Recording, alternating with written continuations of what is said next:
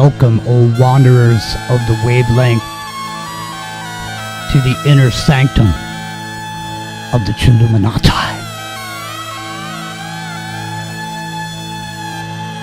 You didn't find us by accident.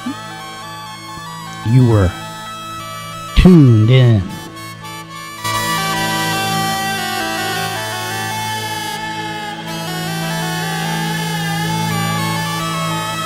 Behind this veil of shadow and signal, we gather, not to follow, but to question.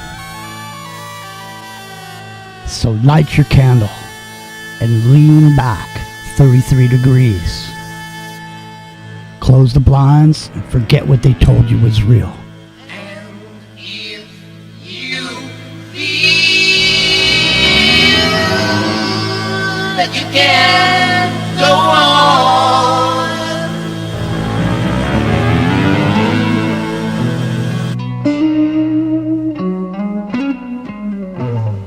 we were living in a daydream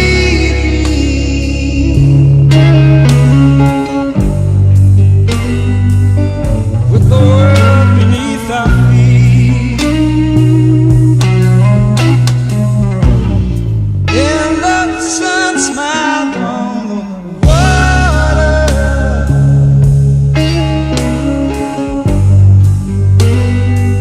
where the skies and the ocean meet.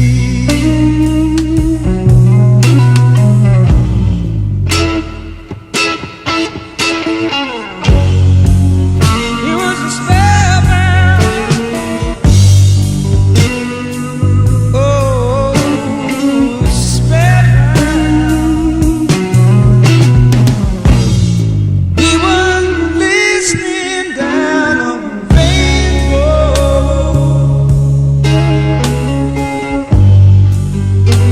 as the leaves fell to the ground.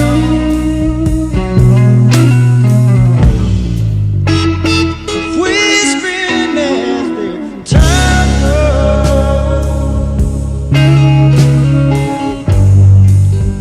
and the wind laughed at the sound.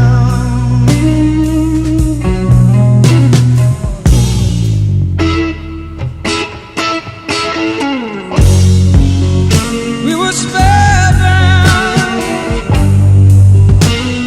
oh, spellbound.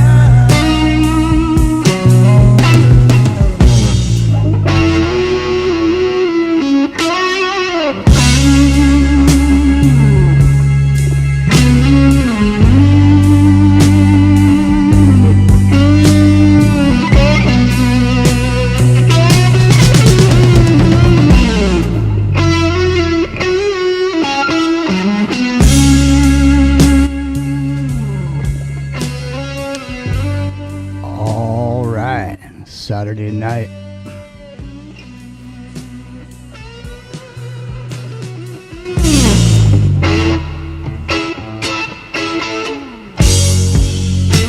We were spellbound,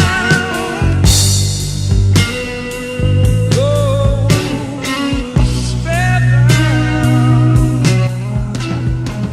It's the Chilluminati. I am here, somewhere in the darkness.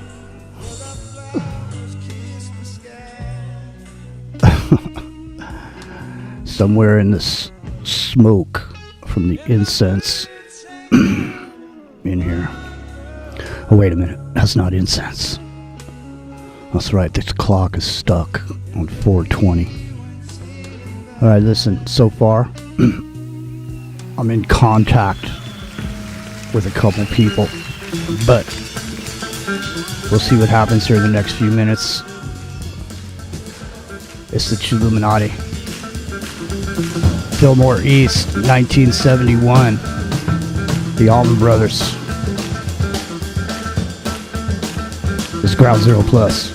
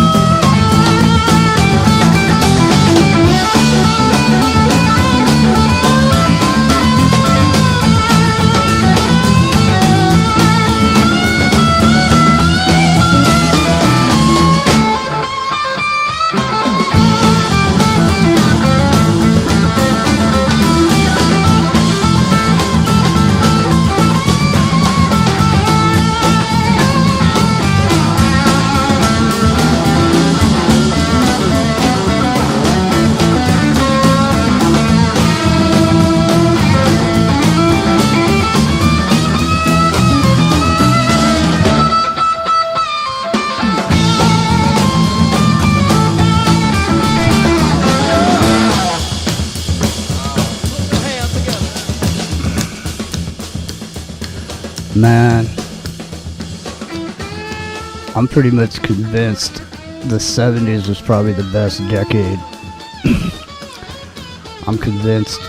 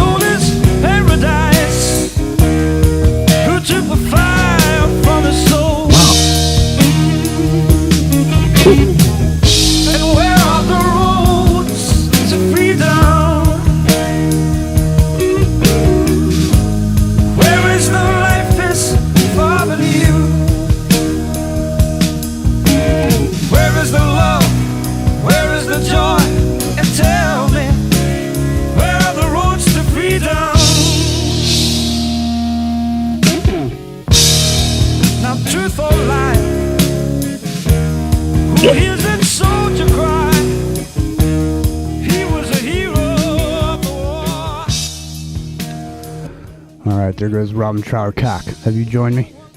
Yeah. How you doing, Jimmy? I'm doing good. You blew me out. Whoa. You blew me out of my chair. That's loud because I got my headphones cranked over here. All right. Hang on a second.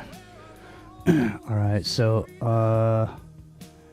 So it's Saturday night, man. Chilluminatti.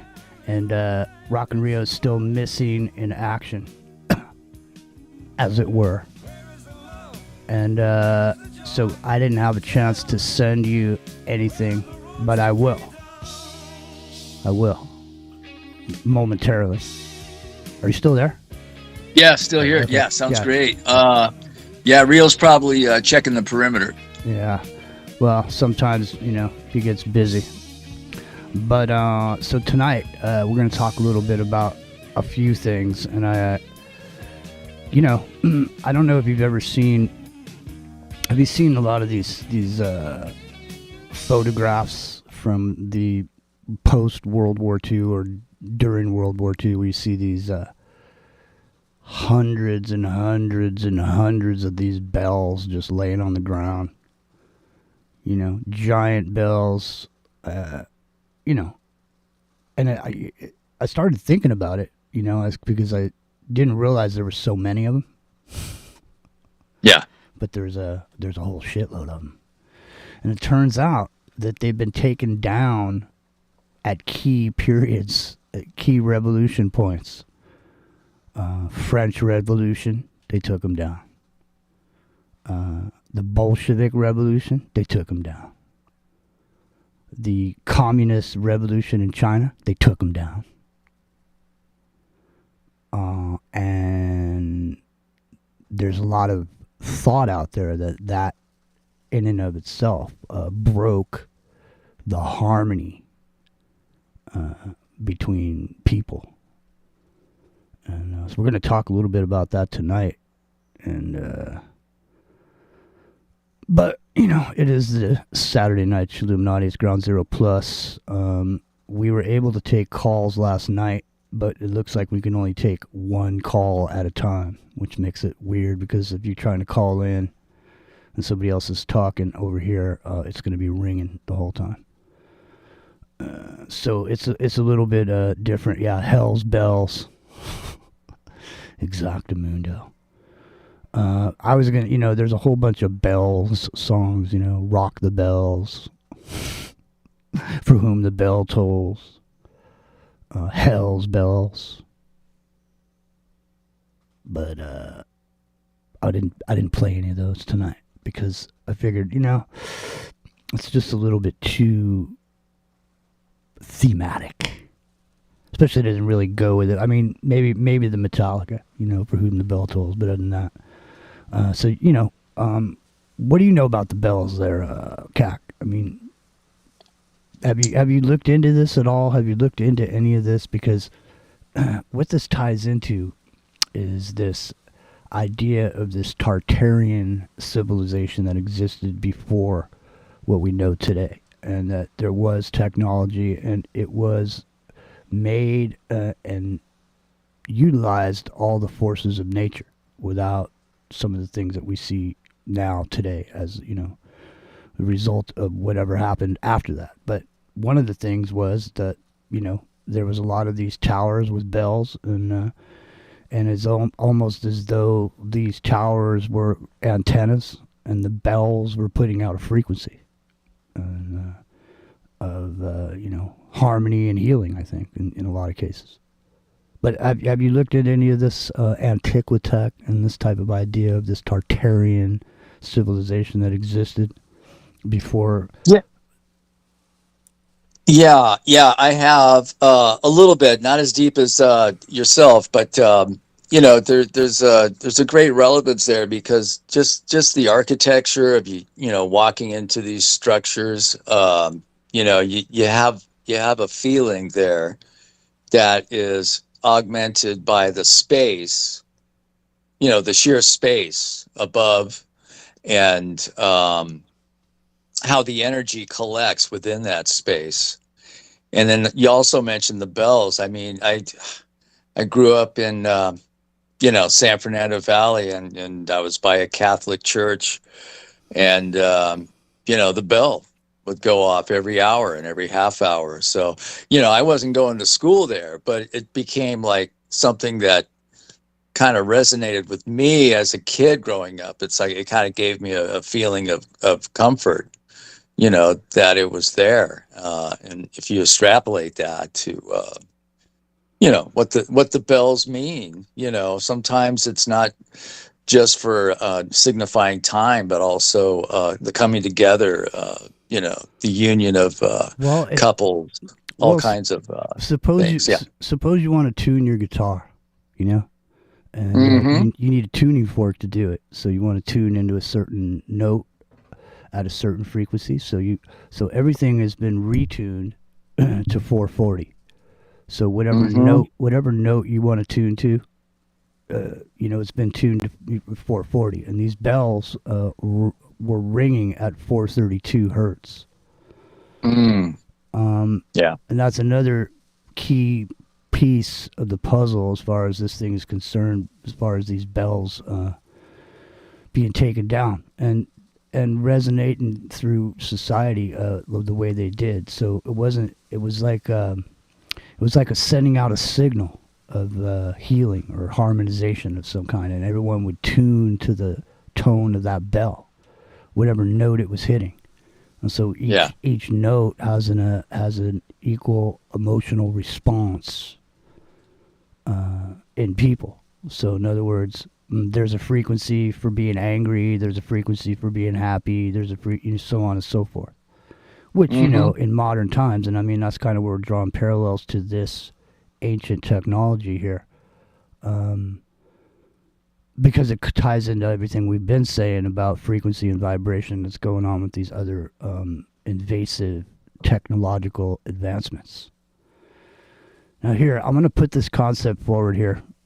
Take a listen to this.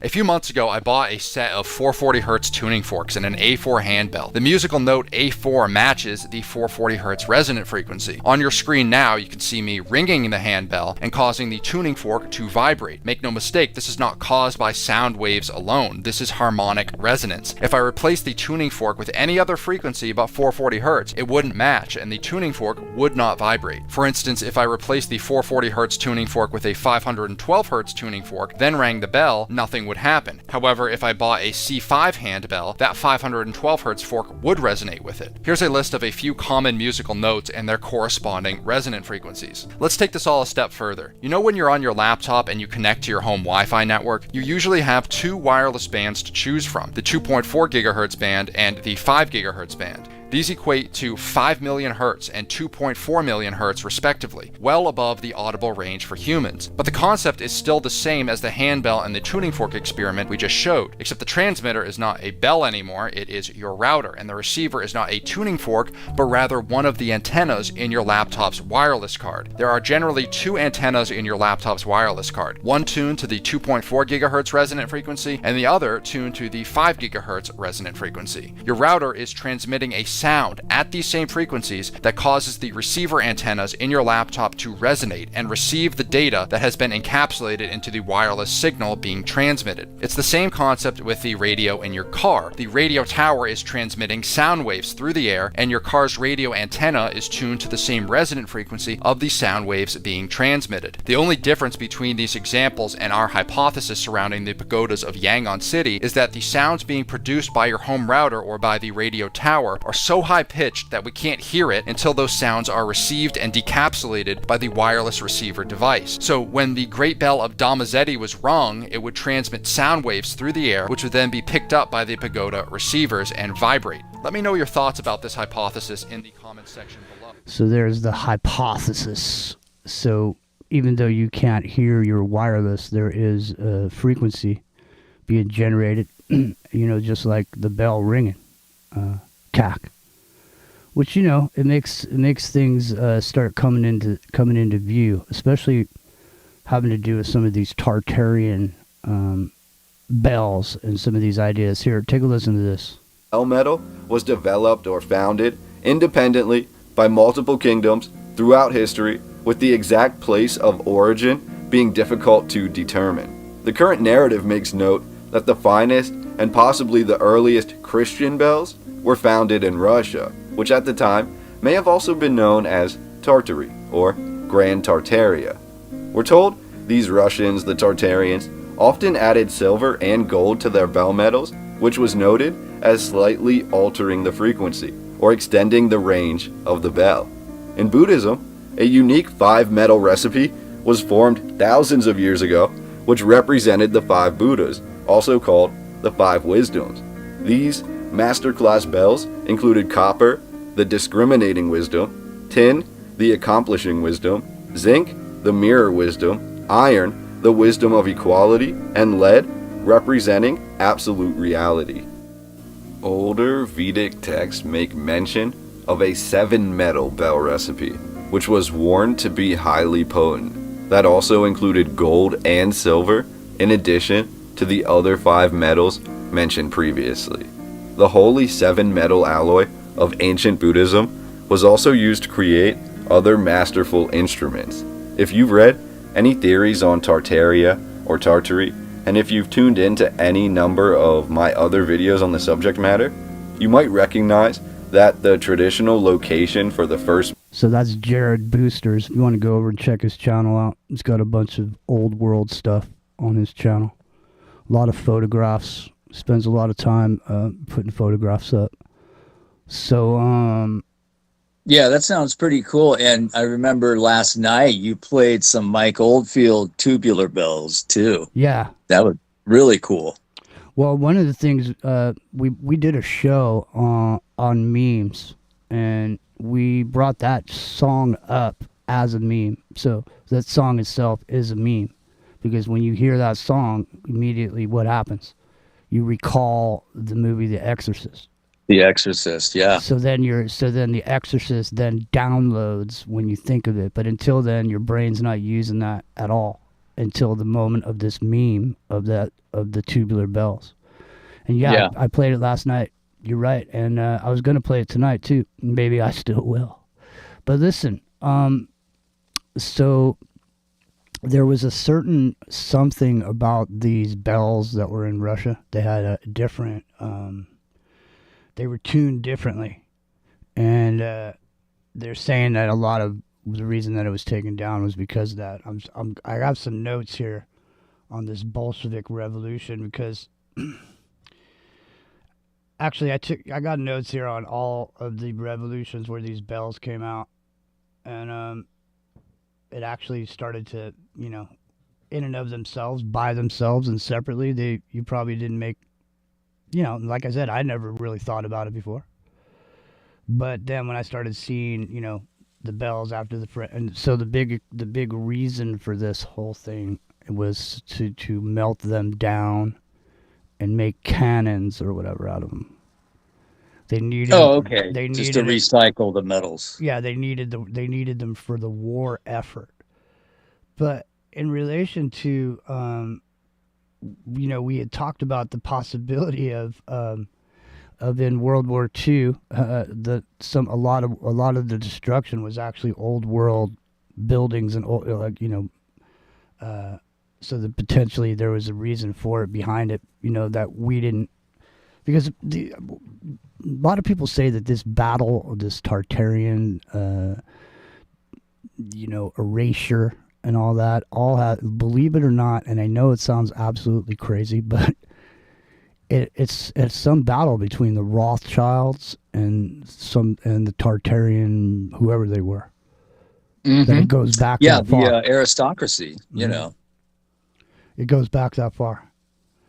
All right, so listen, in the French Revolution, 1789 to 1799, tens of thousands of church bells across France were removed, broken, or melted down. The great bells of cathedrals like Notre Dame were lowered from their towers and shattered. Bells were confiscated to be melted down for cannons and munitions. Bells maintain sacred time, marking prayer hours, rituals, and communal resonance.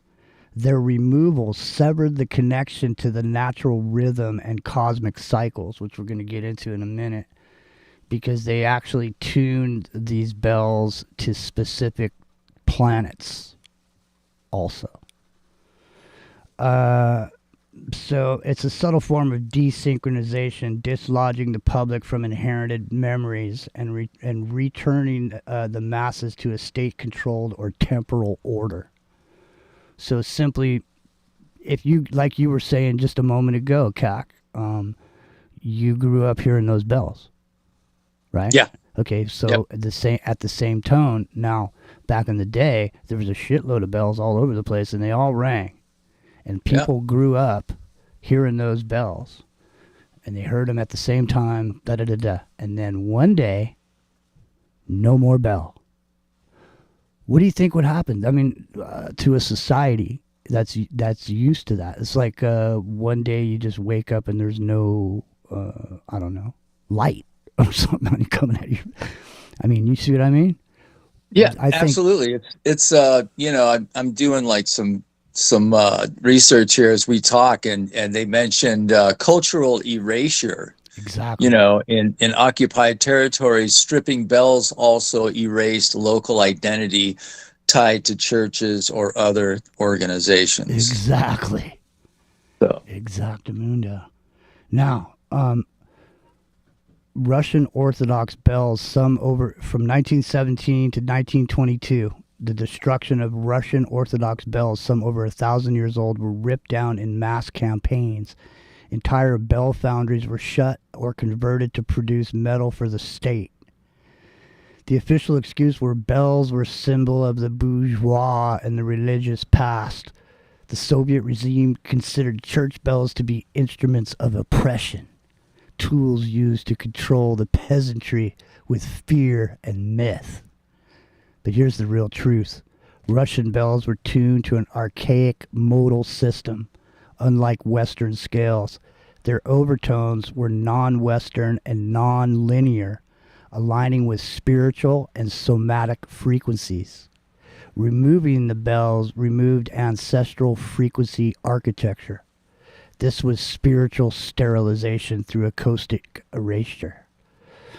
Acoustic erasure, man. You've been erased. Yeah. Okay, so here, let me just do this real quick. The Mao. 1966 through 76, thousands of temples were destroyed. Bells, especially Buddhist temple bells, some weighing several tons, were removed, smashed, or stolen. And let me just stop there for a second, just because the thing is they're making these bells, and some of them are tons, and they're made scientifically to ring at a certain tone and a certain frequency. And they were found all over the world. And they were made with all the same materials and the same idea behind them. So it's a little bit strange that you have these bells. A lot of the bells, for example, the bell that was being talked about on that experiment a bit back, there was a giant bell, and then when they rang it, this pagoda would light up with St. Elmo's fire from the vibration of that bell. Oh, wow. So Cool. each pagoda had an antenna that would receive the frequencies being put out by the bell. So the bell is just like a wireless frequency, except for human beings are the receivers of this frequency, and it's really crazy. So here, Mao's Cultural Revolution, the official excuse, part of the four olds. They had to purge old customs, old culture, old habits, old ideas. Bells were branded as feudal relics and obstacles to the Marxist modernization. So the real reason, temple bells in China were mathematically aligned to 5 elements and the I Ching-based cosmology. Their frequencies regulated qi flow, ceremonial space, and community. Their destruction served to break the cultural feng shui and spiritual geometry and geomancy flattened. Yeah. All right. That totally makes sense. And, yeah. Point made. I don't know, man. It's super intense. Now, one of the things that I thought about when I was going through some of this material is that immediately I thought of the hermetic principles. And one of the principles is everything vibrates. Here, hang on a second. I'll read it to you directly. Sarah, give me a second. Anyways, are you familiar with the 7 hermetic principles, Cac? Somewhat. I've heard of them. I don't have them committed to memory, but okay, so yeah, I've heard. Everything in existence, from the grossest matter to the subtlest of thought, is in a state of vibration. There's no such thing as stillness, only different rates and modes of motion. Matter, energy, motion, and even spirit differ only in frequency.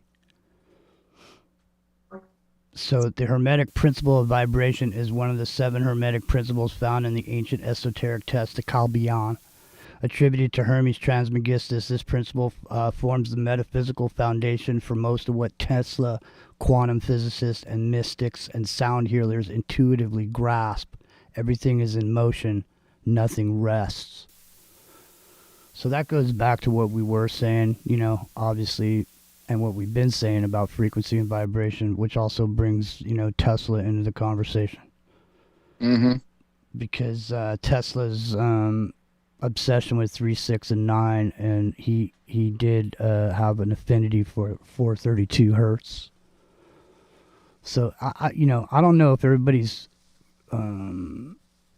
I don't know if I'm spewing too many numbers out and talking too many frequencies and all this. No, I think you're spot on, because if you go back to like during the Renaissance, a lot of the composers, and even pre-Renaissance, a lot of the composers were also Renaissance people. They were mathematicians, they were scientists, and they applied a lot of those principles to their compositions, so they were aware of it, and that guided a lot of their compositions. A lot of their works, like Hildegard von Bingen.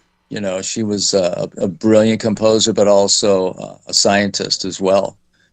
So these were minds that were conscious and creating with this, as a guide. Well, back here in during the Second World War is when things really changed. So 4 to 32 hertz, it's a natural resonance with the earth, the Schumann resonance, golden ratio, water, and DNA. Ancient instruments and cathedral bells were tuned in alignment with life. 440 was introduced by the Nazi propaganda ministries. I think it was Goebbels. And later it was standardized by the ISO. And it's slightly dissonant and creates a low-level stress and agitation. So mental and emotional tension became normalized, and it wasn't a musical shift. It was a neurological and spiritual shift when they changed the frequency. Now, I mean, obviously, you think it's just some accident? It's like what some dudes like, hey, Bob, you know, hey, what's up with this 432 hertz, you know? Let's get rid of it. Here, this is the new shit. Forget the 432. Hey, that's old world, buddy. We got to get it going right now. 440, the end. Here. And I think basically the way they did it was they produced instruments that were tuned in the factory. And then people would use those to tune instruments or tuning forks, all these ways to tune instruments. Those companies that made that stuff, they were bought up by the people everybody knows about, you know. You can look, Okay. Yeah, I mean, I think it was, I want to say it's Rockefeller. It's been a while since I looked it up, but I'm pretty sure it's one of those J.P. Morgans or Rockefeller. One of those dudes bought the company, the main company across the world that made this stuff to tune instruments. I'm pretty sure it was some sort of a, I can't even remember what the instrument was, but you know, you can look it up yourself and see. But like I say, it's been going on since the 440. Now, the thing is, you can go on the internet if you want and go there, and you can go find different songs that you already know. Like you can find a song that's normal tuning as far as modern humans are concerned in 440, and then you could listen to it in 432. So I mean, maybe I'll go get a song and see if I can do that. If you want to jump in here, Cac. Let me see here. Yeah, sure. Yeah, and you know, there's, I mean, I've heard of this before, and I'm not a musician myself. You know, I kind of mess around with the guitar and stuff, but I have heard about the different tunings and, you know, the different standards and how that changed in the last century. You know.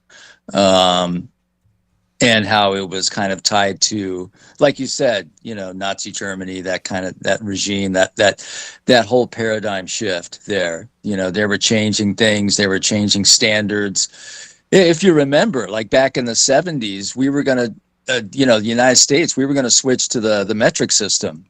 And then Reagan was elected, and he said, no, we're not doing that. You know, we stayed with the English, you know, weights and measures. So as far as standards go, you know, with tuning and vibrating and messaging and all that, of course, it's been manipulated. And this is just another form. Well, okay, so I typed in Led Zeppelin 432. And there's a whole bunch of people have realigned a bunch of these records. So I'm gonna pick a personal favorite of mine, and let's hear how it sounds, and then we'll hear if you tell me if you can hear any difference. Yeah. It's Ground Zero Plus. This is the Chilluminatti.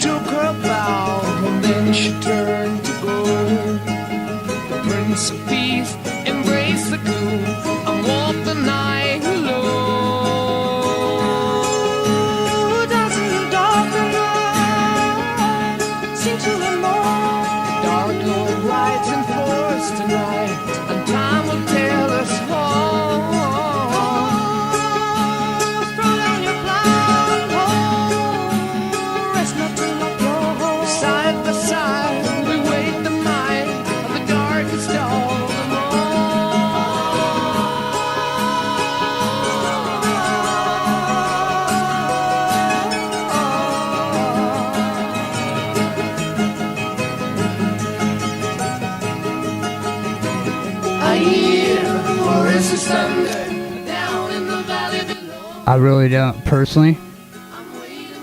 I mean, personally for me, I'm not detecting anything. I mean, I don't hear anything different.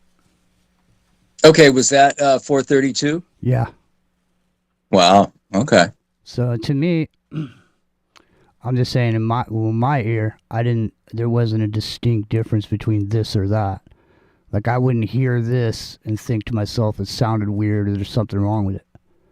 You know what I mean? So the point is that doing that to every single song that ever happened in you know, ever since the 440, would totally be possible.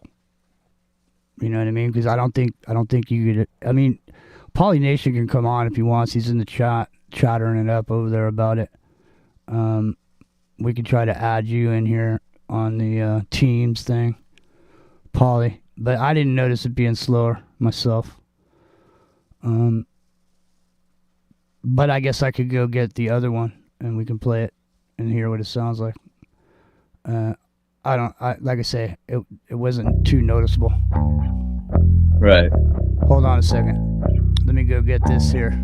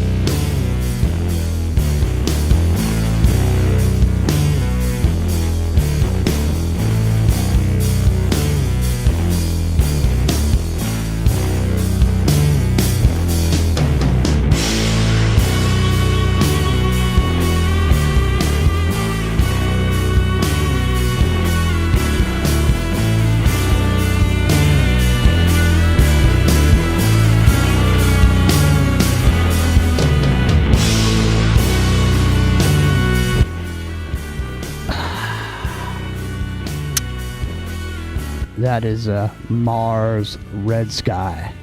Strong Reflections, the name of that one. But that is some definite 440 shit right there. Mm-hmm. I'm feeling a little agitated. It's supposed to create some more discord. You know, it's untuned from nature, allegedly. You know, so I guess it's what you're hearing. You know. We are the instrument too, right? Right, but we're used to the 440 is what I'm saying. You know, it's like absolutely. That's been our programming. Yeah. But all of a sudden, you know, here's the hold on, let me get rid of these guys. Mars Red Sky, if you want to feel that vibration. Sometimes you want to, you know. Sometimes you're working a heavy bag, you're lifting weights or whatever. You know, you feel all strong, so you play the hard rock, you know, get it going. All right, so here.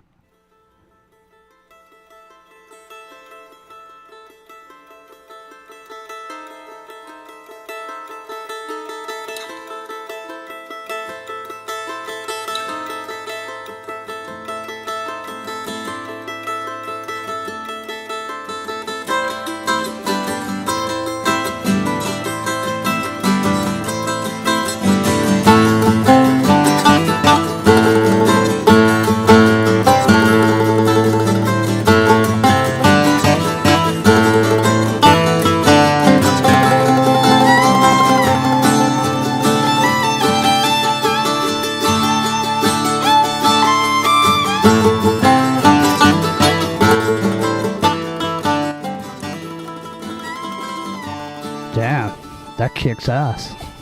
Yeah, it sounds a little bit fuller. It's not actually. That's not Zeppelin though, but that's Picking On series YouTube channel. Yeah, if you want to check that out. But that sounded pretty good though, didn't it? It did. That was 440 though.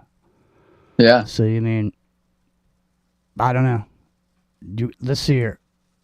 We'll see if I can add Pauly Nation in here on this. I don't know if he wants to come on here. But, I mean, he's saying he was detecting a difference in that one that we played. And I didn't. But a lot of times with this, I've been down this road before with this, like trying to see if my ear could tell the difference. And for the most part, I say no. Not really. Not really. What about turntable versus digital? Can you tell the difference?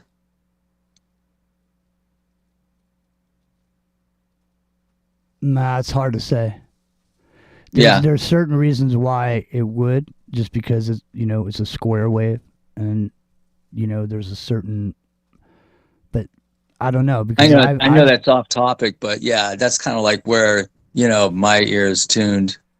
You hear pops and crackle on a disc, so and the needle, Well, the thing is, I bought a reel-to-reel. I mean, this is a while back. Obviously, it's not right now. But I bought this reel-to-reel, and so what I was doing was I was taking CDs, and I was recording them from the CD player to the reel-to-reel. But the playback on the reel-to-reel was 10 times better than the sound coming out of the CD. In other words, wow. Yeah. So once it was put on the tape, and then basically went from digital to analog with it. You know what I mean? As opposed to the opposite. Going from analog to digital. Anyways. Well, that kind of goes back to when you're discussing black noise, because maybe just being on tape, you have like your unarranged magnetic tape, right? So yeah, there it is. So yeah. Well, I say magnetics. So listen, these bells were planetary vibration and somatic resonance devices. A bell was a cosmic tuning fork. Large bells aligned with, you're not going to believe this, Saturn. Large bells were aligned with Saturn. Okay. Of course. Yeah. Venus and the Earth base frequency, or 7.83 hertz. Harmonic nodes on the bell match the energy points of the human body, the chakras and the meridians. So when the bell was rung, it vibrated out at certain places, and certain places it wasn't coming out. And the way that was lined up, the way it was engineered for that purpose, aligned with your chakras, which is actually absolutely amazing. Yeah, that makes sense. Yeah. Bell towers were antennas grounding cosmic tone into civic consciousness. This is Ground Zero Plus. It's the Chilluminatti. I'm kicking it here with Brother Cack. And we're getting Chilluminated, man. I know. I mean, there's a lot here, man. I mean, I have a bunch of stuff that I have notes for the show, but I have all the other shit that I found before I created the notes. You know what I mean? So there's just an untapped resource in life with these bells now. You have any bells at your house? You ringing a bell? I don't. Like I say, I got my guitar. That's about it. There's no bell going off every hour. No. No, but you don't ring. You don't have a bell that you ring. Oh, like a gong or something like that. Sometimes I'll play like Tibetan bells. That kind of thing. Meditation bells. Yeah. Like a gong. Yeah. I'll do that. Yeah, I know the Tibetan bowls. That's a whole subject in and of itself. There's a lot to it. I don't know. It's just, the thing is, it's really hard to find a cognitive liberty zone where you can be, and there's none of this shit going on. There's no wireless. There's none of this. There's nothing. It's just you and the earth, doing your thing. There's nowhere to go, really, where that is. I mean, have you seen the map? Have you looked at the earth and see where there's cell-free zones? Well, now there's no more cell-free zones because Elon Musk just turned the sky into a cell tower. So Yeah. wherever you are, there you be, or whatever. What's that saying? Yeah. Wherever you go, there Fully you covered. Yeah, wherever you may go, there you are. are. Exactly. You can't get away from yourself, no matter how hard you try. All right, unless you ring a bell, and tune yourself back in to the vibration that you want for your life.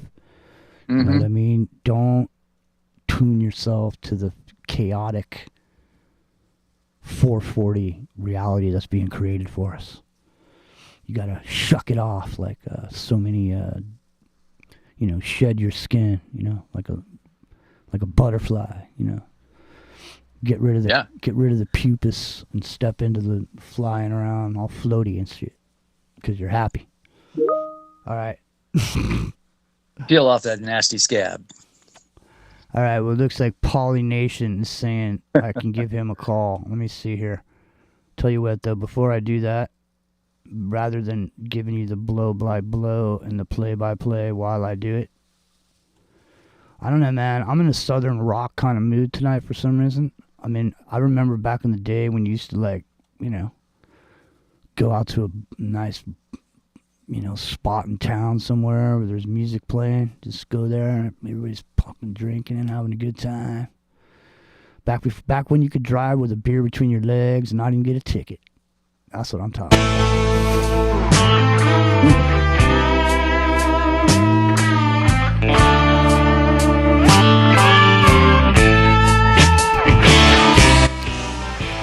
I mean, there was a lot of head knocking and all that going on too, and pool cues and bar fights. But I mean, I don't know.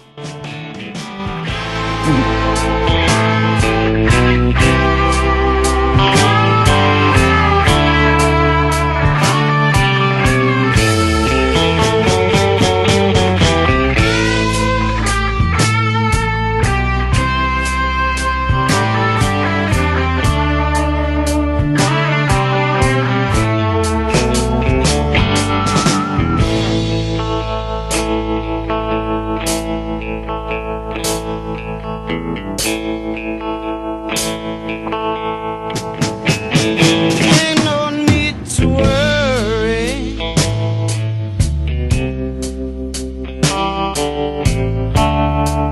There ain't no use to cry.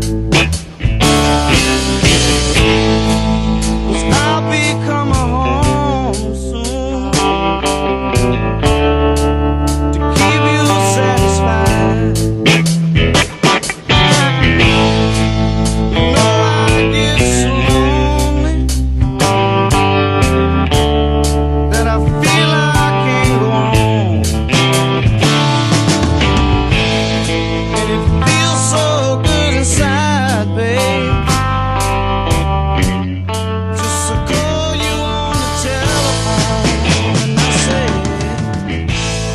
ooh baby, I love you. Aw, man. Ooh, baby, I need you. I miss you more every day.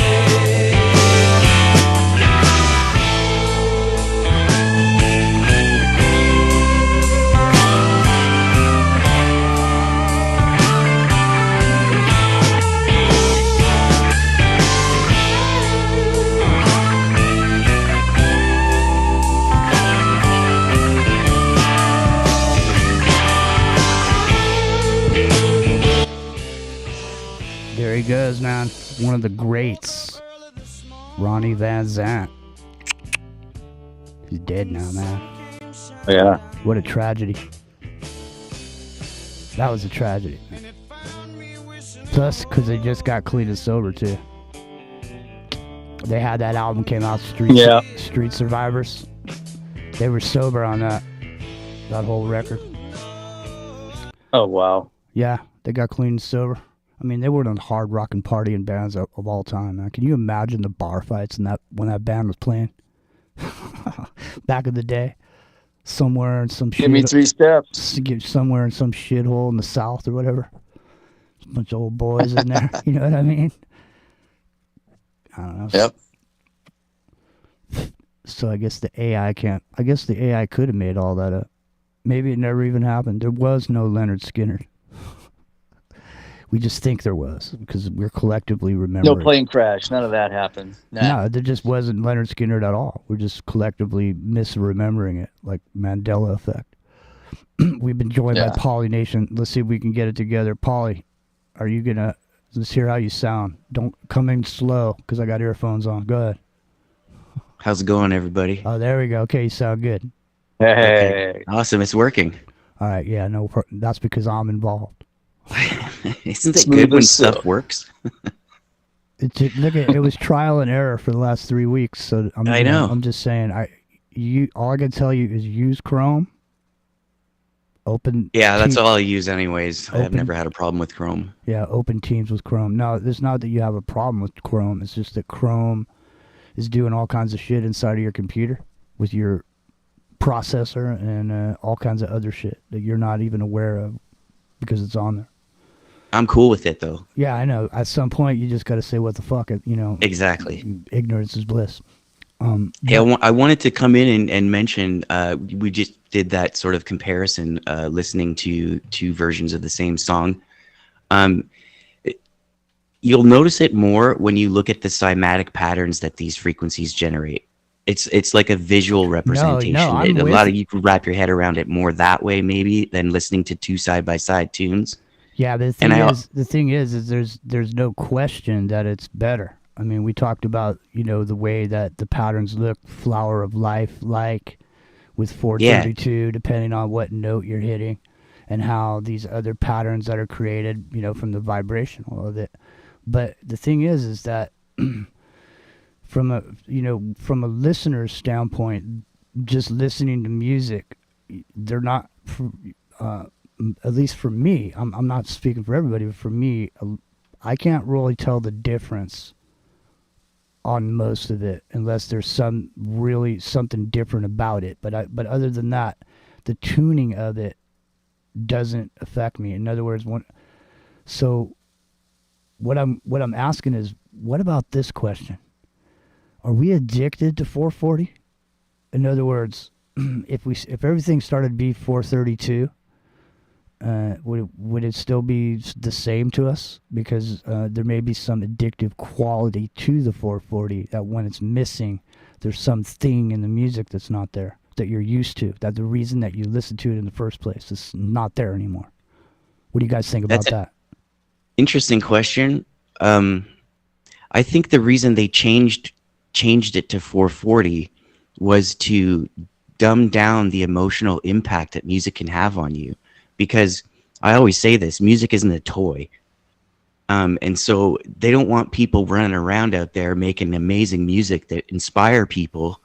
They'd rather have the 440 circulating to sort of muffle that, so we're easier to control and easier to market things to. So I think the addiction would probably come from the music itself. It would, like the human existence. Music is definitely a part of that. No, so what I'm saying is from the psychological standpoint of people are addicted to the feeling that they get, the disorientation or the thing that happens to you as a result of listening to something in 440. That's an addictive thing, just like any other addiction. It's if you used to do heroin, but somebody gives you an aspirin, it's not going to be the same. You know what I mean? And so, you see what I mean? You'd go back to the heroin just simply because you weren't getting what you were getting out of it before. So I don't know. I could play a song and not know it was 432, and then but. That's what I mean. This is the thing. I've actually subconsciously recognized 432 songs. There have been tunes recorded in the past where the artists use 432, and Voodoo Child, the long version on Electric Ladyland, is one of them. And if you want to play along with that song, you have to change your guitar's tuning. And a lot of the songs that I wanted to learn how to play, that I gravitated towards, I had to tune my guitar the same way. And it was always flatten it a little bit. And that's what you do. When you go from 440 to 432, you're flattening the note. You're making it lower. So if you listen to 432 classical music and then listen to the same classical song by the same orchestra and everything, and it's in 440, you'll definitely hear a difference. I know it. Yeah, that's what I was saying earlier. Most of the time, I can't really do anything. I can't detect anything. I mean, I'm a musician. I can tune my guitar pretty close without anything. Right. But the thing is, I don't feel like this inner, like I say, maybe it's just the music I've listened to, but I mean, I don't feel some inner peace when I'm listening to it in 432. It doesn't, you see what I'm saying? I don't feel any emotional difference, but you're referring to the music that has been already recorded in 440 and converted back to 432? Yeah, because okay. because I've never heard straight away music. Because that's not the same thing. Right. So that's maybe why we're not hearing it. And also the reason they did this, they didn't want us to hear it in the first place, right? Well, that's what we're talking about. The reason they Right. got rid of the bells is because they were all tuned to 432. And 432 has to do with the secrets and the keys to the universe. It has to do with 432, has to do with 369. It has to do with everything that Tesla was doing. It has to do with all of Tesla's, obsession with 369. All right, listen, it's the top of the hour. Are you gonna stick around for a bit here, Poly Nation? Yeah, I'll stick around. Right on. All right, Cac, what about you? You gonna hang out? Yeah, I'm going to hang out All right, and just say here. that Earth's electromagnetic frequency, 7.83 hertz. Well, here, I'm gonna give you some frequencies right here. It's 440, but I'm gonna let it rip anyway.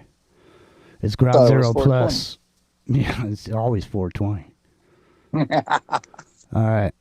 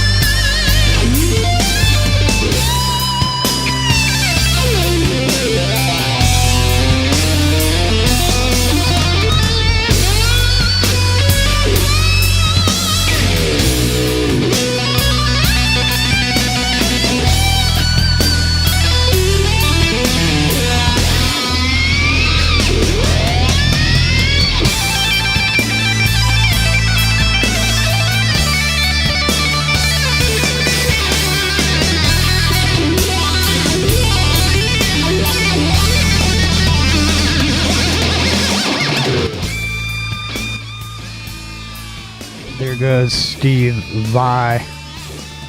Tender Surrender. It's Ground Zero Plus.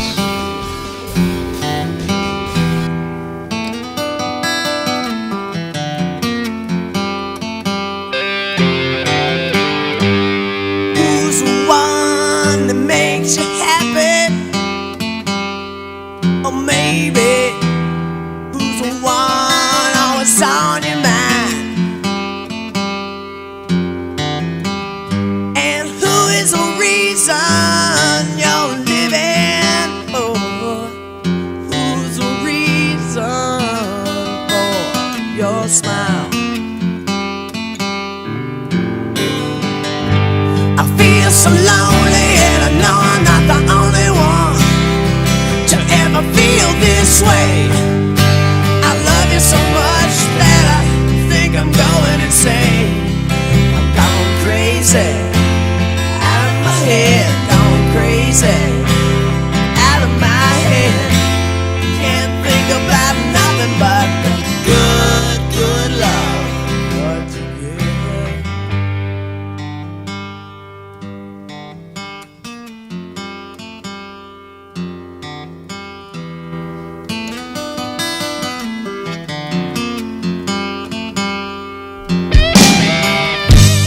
Everyone needs somebody, and you know everybody needs someone.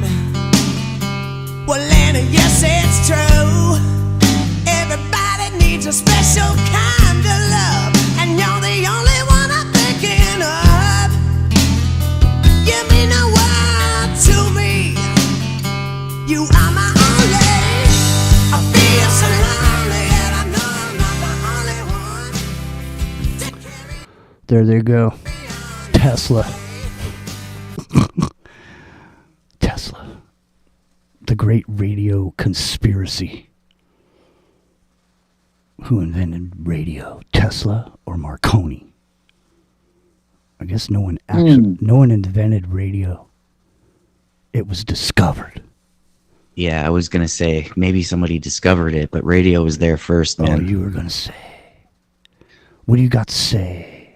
I wanted to address actually a comment in your chat room over here on YouTube. D Hodges, he put it perfectly, at least in a way that I can relate to it, in that the difference between 440 and 432 is kind of like the difference between acid and mushrooms. One is just cleaner feeling. I thought that was perfect. And he's right. He is right. So, But someone else also asked if there are any apps to convert music back to 432, and I'm not convinced they do the same thing, to be honest. So I know there are apps that do it, but I'm not confident that they actually achieve the same effect, if you know what I mean. especially in light of the show we just did last night, where we just told you that every single thing that's generated by AI like that is coming to you pre-produced with a bunch of shit underneath everything. Yeah. So, I mean, I've experienced that firsthand. Your band to all tuning your guitars to 432 and going out and playing gigs, that's one thing. Or you having some guy come and tune your piano to 432. You know, and then playing your piano like that. Or, yeah, that's the only way you're going to really, truly know the difference, is if you do that. Right, and in that kind of a scenario, you wouldn't be able to know the difference. So you just Prince apparently recorded everything in 432. That wouldn't surprise me. He called it the gold standard. Yeah, it's the golden ratio. All right, so Cac, are you over there ruminating on this whole thing with these bells? Because Yeah. go ahead. What's your thought on this here? And this, I mean, we don't have to get stuck on 432. That was just an aspect of what was going on with these bells, you know, and that the fact that, you know, it was changed by, you know, the Nazis, you know, one of the big people that were taking down a lot of these bells. which is they had like a secret project called the Nazi Bell, and it was kind of like a particle accelerator, anti-gravitational device as well. And it doesn't really, I don't know if it has anything to do with what we're talking about, but it was called the Nazi Bell. Yeah, I think it was. And I think it was a flying vehicle, but I think some of the technology it was using was some of the same technology that we're talking about from this Tartarian age, with mercury and different things, different materials that they were using, mercury, metals, magnetics, and obviously, if you think about it, a lot of what they talk about when there's a book called the Smoky God, and this was a book that was written by a guy who apparently purported to be the son of a man and son who went inside the center Earth, and they were fishing somehow, and they ended up in the inner Earth, and everybody was tall, everybody was big, everybody was using they were using technology that I think he was talking about a train that seemed to move along a rail, but it wasn't actually touching anything, and these beautiful giant big cities that were built. I mean, mostly what we see and talk about now as antiquity, or the old world technology or the old world architecture appears to be the same architecture that is described by these people in this book called The Smoky God. So it wouldn't be far-fetched to think at some point those Tartarian-like people, retreated back into their center Earth, situation, and left everything behind for whatever reason. But they're still flying around in these flying machines type of things. People see them. The technology has been reverse engineered at this point, obviously, and we're in 2025. But I'm just saying, up until that point, I mean, you could even go back and look at some Hindu drawings, and you see the Brahmanas, which are these, flying machines, all working off the forces of the earth. And every single thing, even you can even reduce the pyramids. The mathematics, the pyramids, it goes down to 432. It's in the microcosm. It's Chilluminati. It's Ground Zero Plus. Tomorrow morning at 8 o'clock Pacific, it is the Wake and Bake, and I will definitely be here. Now, Paulie, what time is your show on tomorrow night? Tomorrow I'm on at 2 p.m. Eastern Time. So you can catch Paulie tomorrow at 2. And there's plenty of great stuff going on here at Ground Zero Plus. So, Cock, what's on your radar, dude? There's a lot of stuff going on politically now, and is there anything on your main radar right now? Well, I mean, what were you sweating before you came on the air? Were you thinking about anything? I was thinking a little bit about, California and how, there's like homelessness, of course. There's Governor Newsom's on a podcast. I haven't heard it, but he's out there in the media, and there's just a lot of suffering going on. A lot of people are afraid. I personally, my living situation is good, so I really, I feel like I'm taken care of, and I'm grateful for my life and all that stuff. But a lot of suffering going on, and then abroad there's a lot of rioting going along in Paris, and some of it's just stupid stuff, like a soccer match, they riot during a soccer match. But in the meantime, a lot of people are losing their homes, losing their careers, and going in the toilet as far as economics and trying to make it. It looks just like what it looked like in They Live, when we're, it's high inflation, people living in dirt lots, people looking for jobs. There's a lot of people getting fired. No, I mean, you can't, on there's really at no level can you really blame homeless people, because it's really, I mean, at some point, it gets a little bit out of your control where you can't afford to do anything. The Bay Area is one of those. The Bay Area is one of those places, man. It costs a lot to rent a place to live here, and so a lot of what happens to people, especially in the Bay Area, and what they do is they can't afford to live somewhere, so they got to choose to do something else so they can keep that money and use it to live, to go out and eat and, do everything else. And so they got to make a choice. And so they have to choose that. And so they still go to work. They still got jobs, Yeah, it's the working poor. Yep. And a lot of them live in their cars and stuff, but then they clamp down and say, well, you can't camp out on the public streets, So yeah, well, that's Santa Cruz has got their problems with that too. Every Phoenix has theirs. I live in Phoenix now, so I see it in Phoenix, and they try to make it like don't become one of them, But hey, I'm like a couple paychecks away from joining them. You know what I mean? Everybody. And maybe. Yeah, maybe they've got it right. Maybe they're the real survivors. Who knows? But that's what's going on in my head. I'm just grateful for what I've got. It's people that live with people that live with nothing. They ain't afraid. They ain't afraid to live with nothing. They already have been living with nothing. But it's the people that have something that all of a sudden have to live with nothing. That's when the pain comes in, because it's hard. Yeah, it's hard for a whole class of people to move on down. In other words, if you were middle class before, now you got to, sorry, hey, here's the door to the stairs. You're going to be lower middle class now, or whatever it is. Yeah, exactly. Until it, you either go up or go down. You're going to be two groups, the haves and the have-nots, no? I don't know.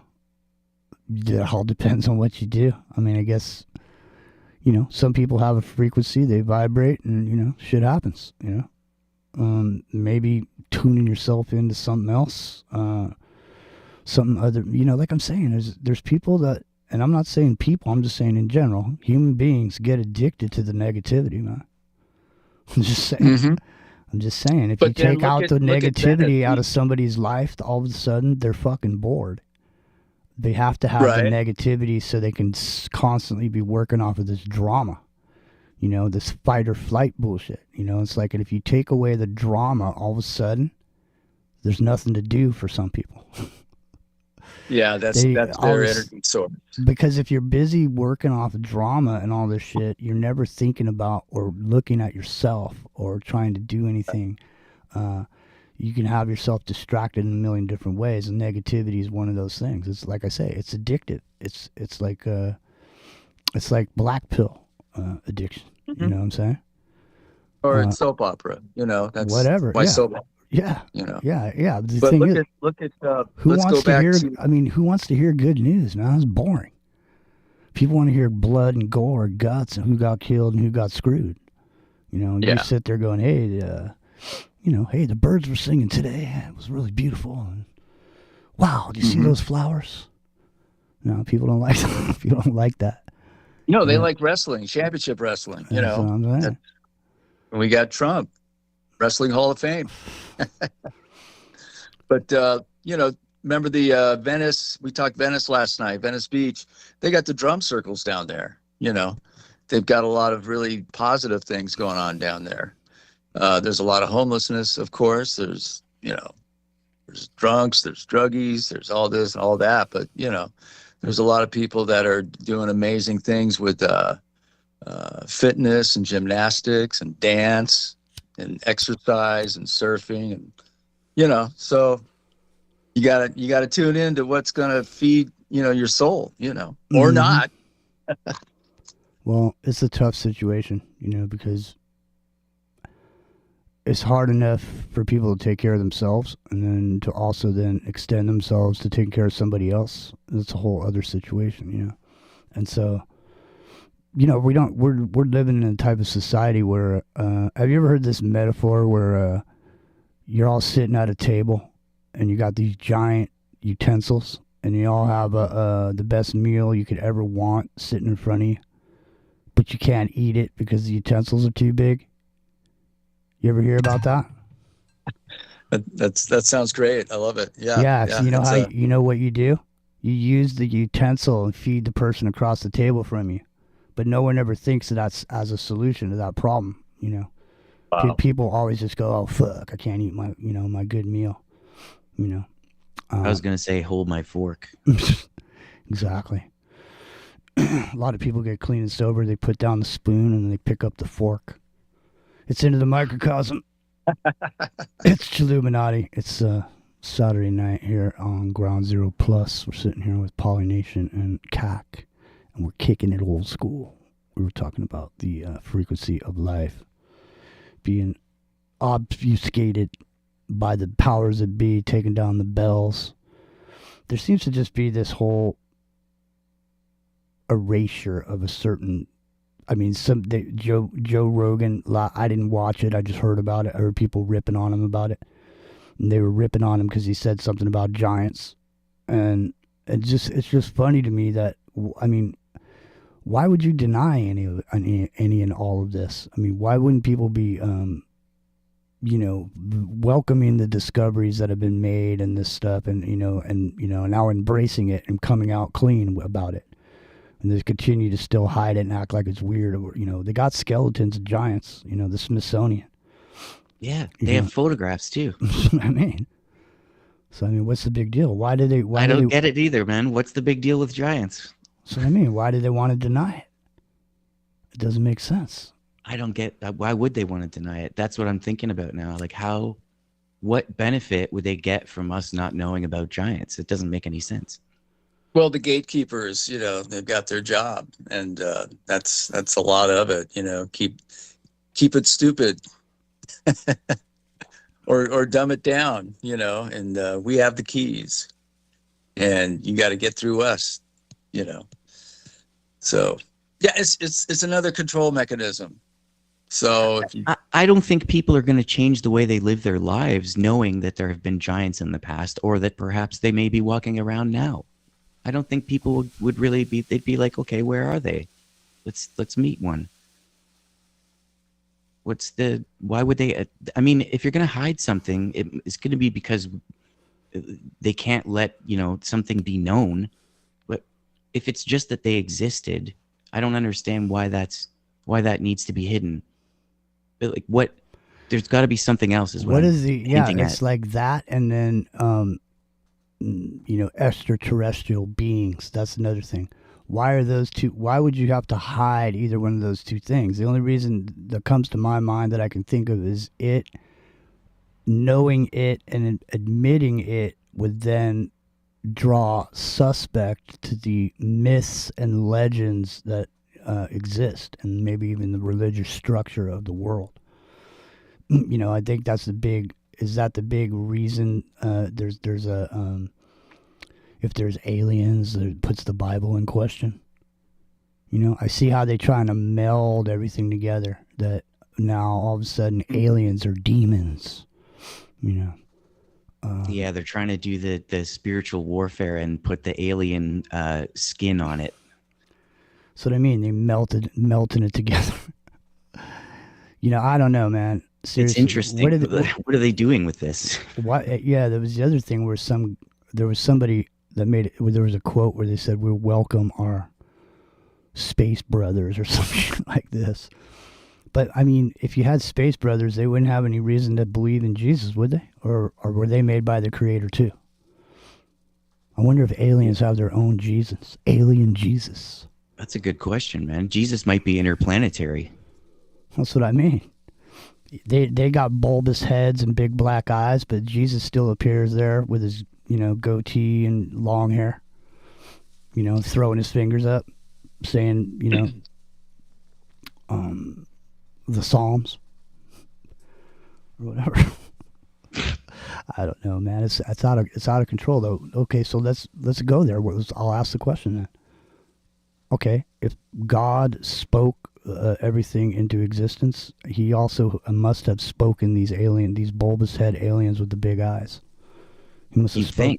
Well, I mean, so I wonder if they worship or they have faith. It's an interesting idea. I've never thought. It is an interesting idea. Never thought of it before. Me neither. Maybe tonight I'll go after the show. I'll go out and sit on my deck and stare up at the stars, and think to myself, I wonder if the aliens pray to the same God that I do. That would make for a really good book. What if they didn't pray to the same God as I did? Then would we be at war with them? Like, you know. Maybe there's multiple gods. I don't know. No, I'm just saying, if you don't believe in my God, well, we're going to have to go to war. Because my God's the only God, the real God, and your God isn't. And if you believe in it, then I'm going to have to come over there and... Can't we compromise and I can believe in your God exists, but I also choose to worship a specific one that's not yours? I don't know, man. It's a little It's called religious diplomacy. I'm just saying, there's factions or whatever. They don't like it. Yeah. Can only be one God, for some people. So, and I think that's a shame. What if we are the aliens? What if we're the aliens? Is that what you said? What if we are the aliens? I'm starting to think we are.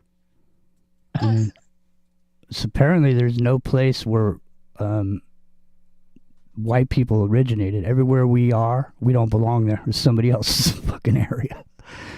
We don't belong here, man. This is not your land. You came here. Apparently we had to colonize it. Yeah, apparently we just scoured the earth on boats and just came in and took shit over. Apparently. I don't know. It's absolutely unbelievable. Hey, there was a really interesting piece that I didn't play about the bells, which is a lot of the symbolism and a lot of the bells around the Celtic tribes all was very similar to the Tartarian stuff. And think about, what's going on in my head is I think about Quasimodo ringing the bell, atop Notre Dame Cathedral, which is burned down. And what about Fitzcarraldo? You ever see that movie? Mm-mm. With Klaus Kinski, and he pulls this giant ship into the Amazon jungle and wants to build an opera there, and he has like this big giant bell in this cathedral in the middle of the jungle that he just rings like a crazy man. But the bell tower too. What about the bell tower? Do you know the Leaning Tower of Pisa was a bell tower? I didn't know that. Me neither until I was doing research on this and I found out. It's kind of trippy, eh? I'm just saying, these bells were prevalent everywhere, and they've disappeared. Hey, have you guys ever heard of what happens if you ring a bell standing at the right spot in Stonehenge? No. Because there's been a whole bunch of research done now on Stonehenge and acoustics, and apparently it's acoustically aligned. So I'm wondering if that, I don't know, but I'm wondering if that can tie into the 432 thing as well, because there's all kinds of astrological alignments that do have to do with 432 that are present in Stonehenge. Well, what got me really looking at this in the first place was I found this, something came up about bells, and it was about that demons hate bells. So that's what started me on this whole thing, because I saw this, I was reading this thing, it said demons hate bells. It had to do with exorcisms. So demons hate bells. So as soon as I heard it say, as soon as I read that, demons hate bells, immediately in my mind I flashed to these pictures that I'd seen with these bells just laying there all over the place, hundreds of them, and I'm thinking to myself, fucking wait a minute. Look at the way the world is right now, and all those bells that have been taken out. I mean, isn't there just like some creeping darkness just fucking coming out over the earth? You know what I mean? Because these bells are all ringing at the same tone, at the same time. My town, your town, his town. every town, all around, everywhere. Boo! Everybody's harmonized. Think about it, man. Here, Yeah. here, I'll read it to you. The devil hates bells. A deacon involved in the deliverance ministry recently told my husband and me he's actually our daughter's father-in-law.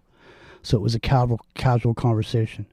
I never heard of the bell aversion. So my next interview with an exorcist, this is one from the Mountain West, I asked about it. Father Theophilus. That's not his real name. All right, so he confirmed it. He said the devils hate bells. I use them in sessions all the time. I have nicely toned consecration bell that I use. The devil screamed, "Knock it off." At the sound of bells during exorcisms, I try to knock them out of his hand.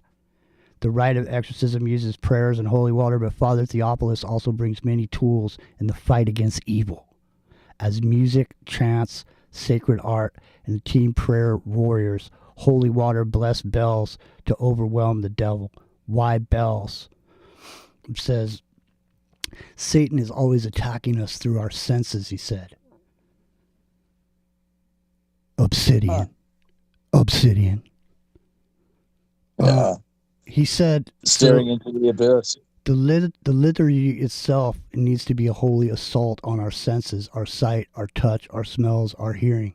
We have prayed as a church with all these sensual things because she learned through millennia that this is what repels the enemy. So he has Sanctus handheld bells. And these bells are consecrated. They're used in mass. When you ring these bells, they say, "Look at him, the Word made flesh."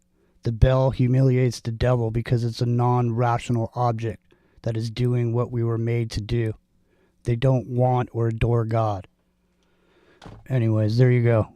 Demons hate bells. And now the bells have been taken down. And the creeping black demonic forces have now, I don't know, have they taken over? It would seem now, I mean, everything's just commonplace. You know, things people used to get scared even talking about it.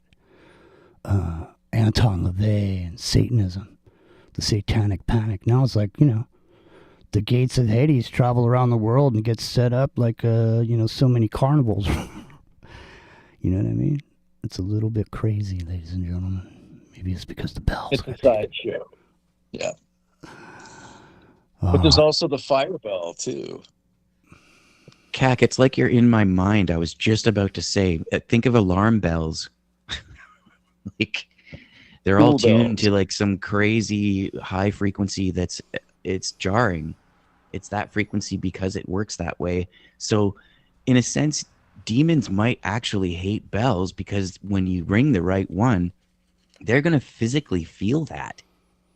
It's going to hurt. Art because bell. they exist on a frequency that's not the same as ours, right? So you can stand next to a bell. If it's loud enough, you'll physically feel it, right? Like everybody's probably felt that, something similar. Been to a loud enough rock concert, you feel it's loud enough that you can feel it in your chest, right? So these bells, they're probably like 1,000 arrows going into your chest for a demon. Well, so that makes sense. Take a look for yourself and see if you can find a bell for yourself somewhere. You know, ring it. You know, I got a bell this guy gave me a long time ago. As a matter of fact, he was on Venice Beach, and I went to him, and I was about to leave Venice Beach. Some friends of mine were down in Southern California, and I was trying to come up with this decision whether I wanted to stay or go. And I went down to Venice Beach, and I walked down there, and I saw this psychic dude, and he had a bunch of, he had a blanket, and he was dressed like a monk. He had one of those burlap bags over him, and he had white hair. He was kind of tubby, kind of fat, and he had this eye, man.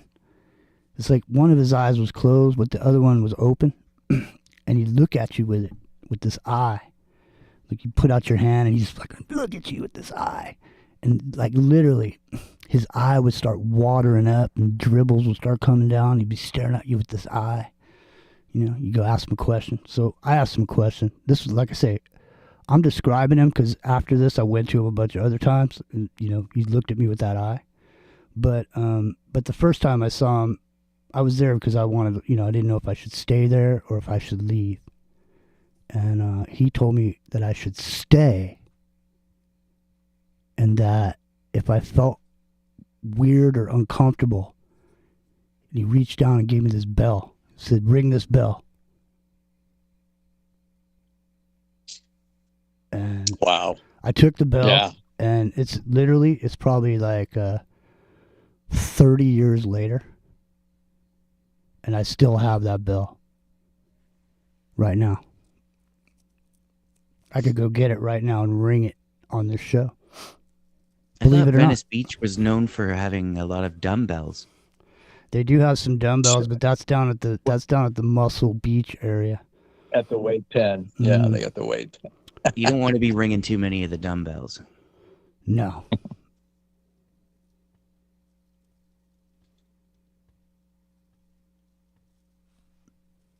Well, I mean, bells can be a sign of rejoicing too, and that's something that I've been kind of meditating on. Is like, there's a lot of heavy shit that we look at and talk about and discuss and deal with on a day-to-day basis. But also we need to rejoice too. Make time to rejoice, because it's just too heavy. You can't stay in the heaviness all the time, man. You got to rejoice on the good stuff too. And then come back and deal with the crap, But I think bells signify a lot of celebration. War is over, like that Doors song. Yeah, wedding Unknown bells. Soldier. Wedding bells, yep. When you win School's something, out. usually there's a bell with like that dings when you win something. Sometimes. Yeah, you get the right answers. Yeah.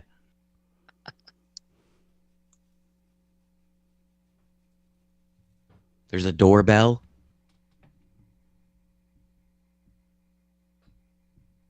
Yeah. I was just thinking about Venice. And then there's also the the Om. The Om, Yeah, that's that encompasses all the vowels, all the frequencies, audible frequencies, at least for the humans. And, the bell kind of signifies that. You hit the bell and then you do the Om. It's the same shape. The opening of the bell is the same shape you make with your mouth when you make that noise too. So yeah. And if you actually take not just the shape of your mouth, but like the cavity inside your mouth when you're making that noise is replicating the shape and sound of a bell, basically. Mm-hmm. It's Ground Zero Plus. We're talking about bells. And then there's silence. Silence is golden. All right. Listen. Tomorrow, 8 o'clock Pacific, it's Wake and Bake. I'll be here. It's freezing cold up here in the mountains for some reason. The weather is not spring-like at all. But I will be here 8 o'clock in the morning, and hopefully we'll get everything rolling for everybody. It's nice and sweet, and then Polly's coming up a little bit after that tomorrow. Cac, do you got a show yet? Cac, when's your show on? I got the late show. Yeah. See, I got to give me a bell, man, because I'm always late. I'm on the late show. Shit, man. I'm on the slack. That's, but I'll keep coming back. Don't worry. I'm good. Keep coming back. It works. If you work it. All right. We've spun completely out of control at this point. It's been a long week for me. I don't know about you guys. Hey, your leg's back. You got your leg back. So tell us, the update. Are you riding the Harleys? Are you, No. Doing a Irish jig, or what's going on? Not yet. The thing is, I got to stay off it. I'm still not putting my weight on it. And I got to go. All right. I got to go back on June 6th or whatever to go see the doctor. But no, So rehab. I'm not better at all. My knee is fucked up. Oh, that sucks. Sorry. Yeah, no, I can't really put my weight on it at all. I mean, I can walk around, but I mean, I'm just saying, before this happened, there wasn't, there wasn't anything wrong with me. You know what I mean? I wasn't limping around or, I fucking woke up in the morning and busted my ass all day and came home and, everything's normal, jump, do whatever I do, climb, crawl, whatever the fuck I do that day. You know what I mean? And so I'm feeling a little bit uncomfortable with the situation the way it is, but we'll see what happens. I definitely, where I work, in my what I do, I walk 5 miles a day. Wow. So, that's a lot of walking, and 5 days a week, all day. And that's just the walking part. That's not what I'm actually doing. I'm getting from point A to point B, but then I got to do what I got to do. So right now, I'd say I couldn't do that right now. No. And I don't see myself doing it in a week based on what's going on right now, unless there's some sort of a miracle that happens. All of a sudden I wake up one day and I can do the jig or whatever. But right now, I'm not feeling too positive about it. But I try to keep a positive attitude.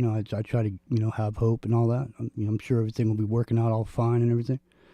The thing is about the knee part is it's not like a broken leg where, you had something broken and you could see that it healed with an x-ray. The shit that's wrong with my knee, you can't see it. There's nothing. It's just some shit that has to heal over time or whatever is what the doctor says. So, I got time on my hands, I guess. Ring the bell. Top of the hour. Shh. All right. Let me see here. What are you going to be up to tomorrow on your show, Paulie? Do you know yet? No?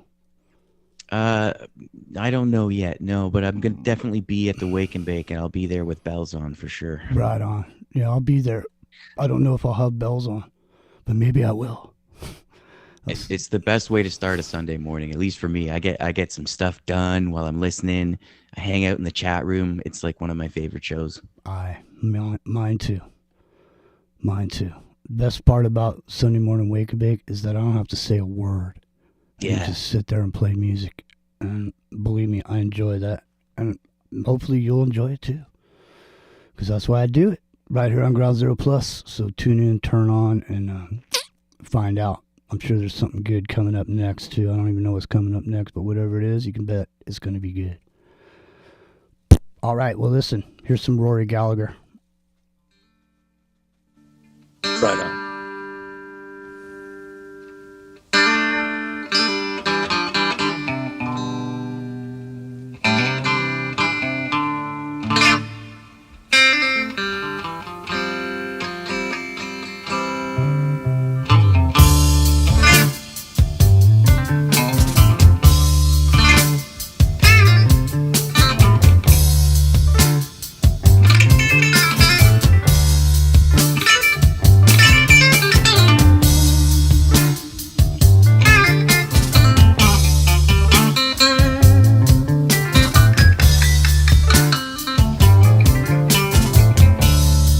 This hotel bar is full of people. The piano man is really laying it down. Even the old bartender, as high as a steeple.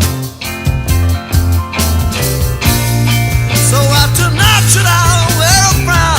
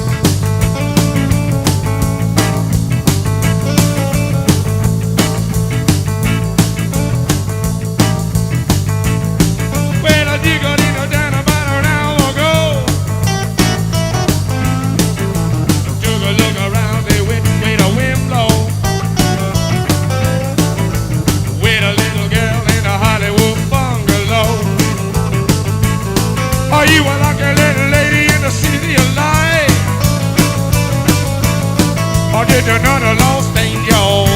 City at night. City at night. City at night. City at night. Woo! Come on!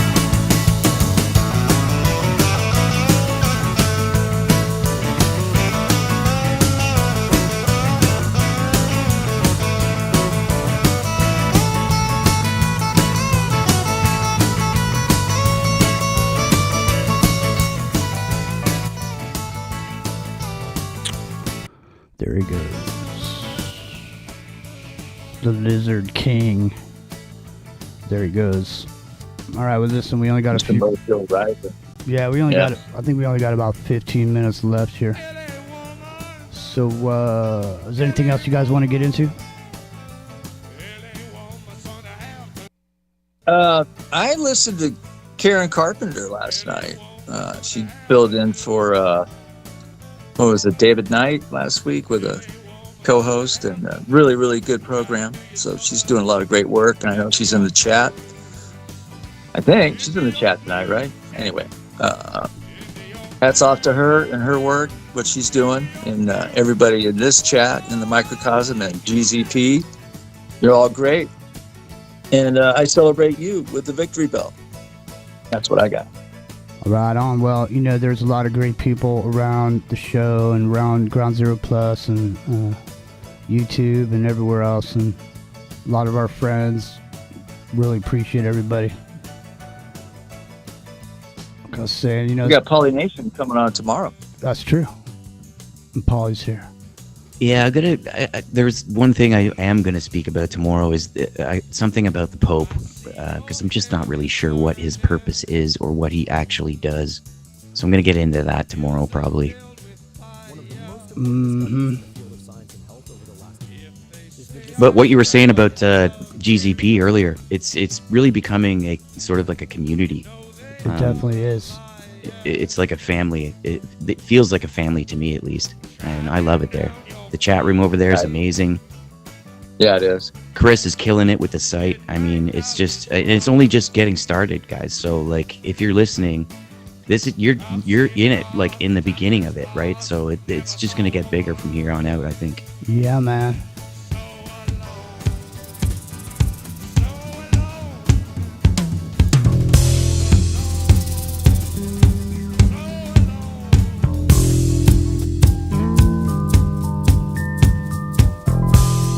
Awake.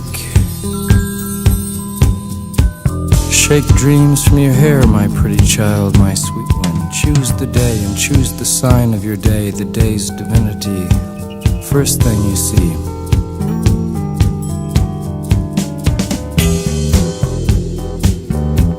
A vast, radiant beach and a cool, jeweled moon.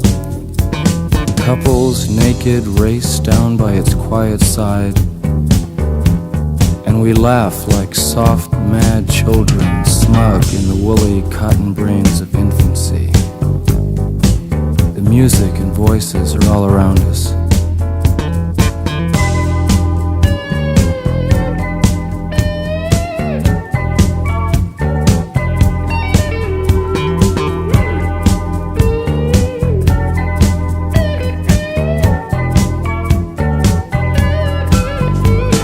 Choose, they croon, the ancient ones, the time has come again. Choose now, they croon, beneath the moon, beside an ancient lake. Enter again the sweet forest, enter the hot dream, come with us. Everything is broken up and dancing.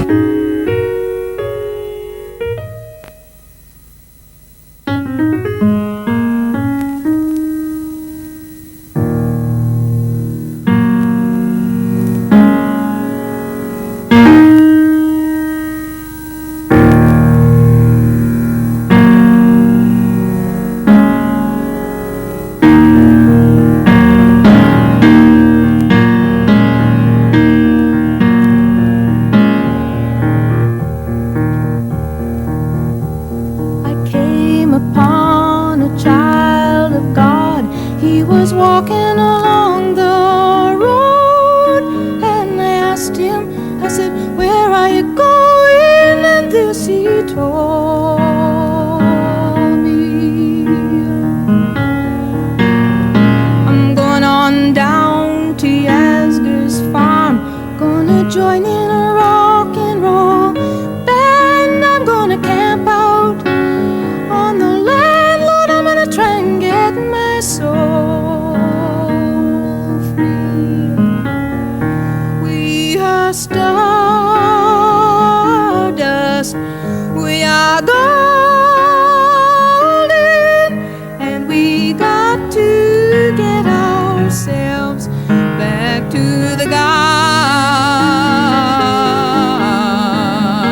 Well,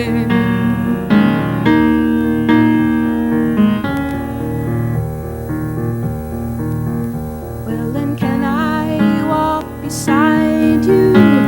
I have come here to lose the smog, and I feel to be a cog in something turning. Well, and maybe it is the time of year, or maybe it's the time of man. I don't know who I am, but you know life is for learning. We are stardust, we are golden, and we got to get ourselves back to the garden.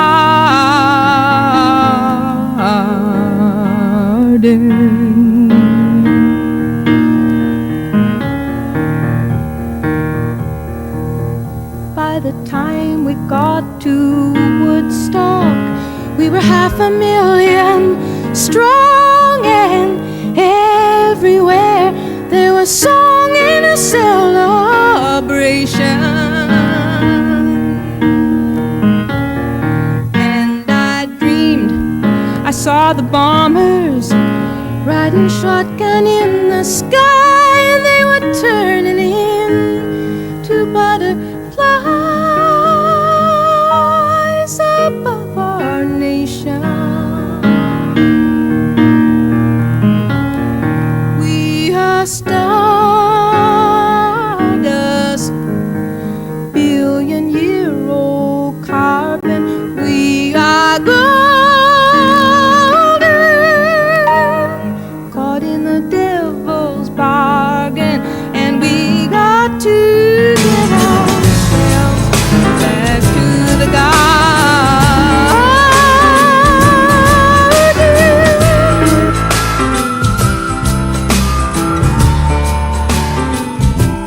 Never was a cornflake girl.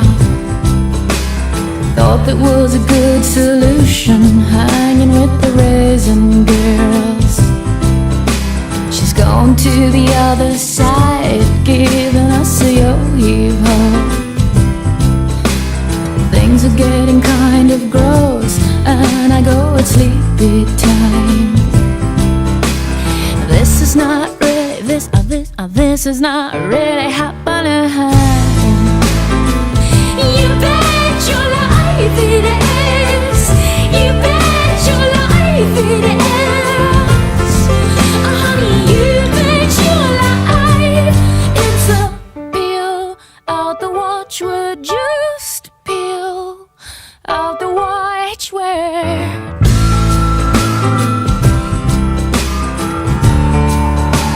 She knows what's going on. Seems we got a cheaper feel now. All the sweet teas are gone. Gone to the other side with my encyclopedia. There must have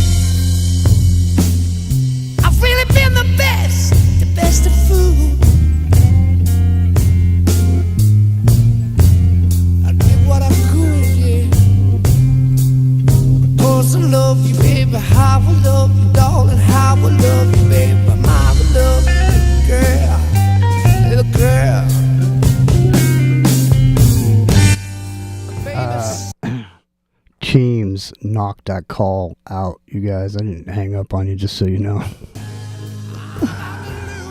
All right. My war and mine. Ah, yeah.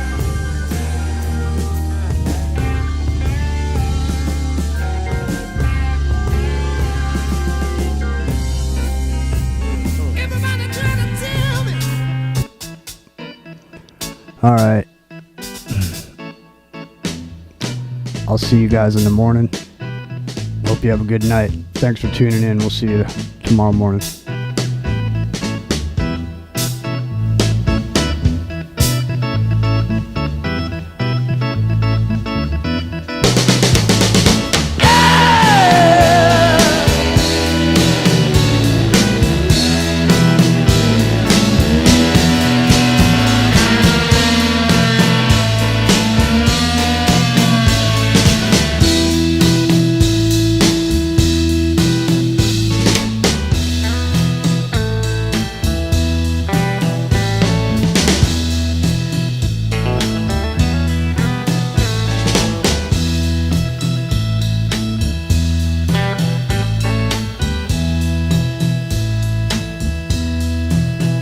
When the music's over,